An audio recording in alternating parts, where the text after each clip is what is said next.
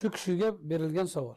Taqsir bu tasavvuf o'sha paytda yangi shu tasavvufga tanqidlar boshlangan payt bo'lgan. O'tgan asrda ikkinchi yarmida. Tasavvufga tanqidlar boshlanib, shu tasavvuf zalolat, so'pilar unaqa, so'pilik bunaqa degan dashnomlar boshlangan bo'lgan. O'sha paytlarda bizda bo'lgan emas, bizga uni tarjimasi endi yetib keldi 50 yildan keyin.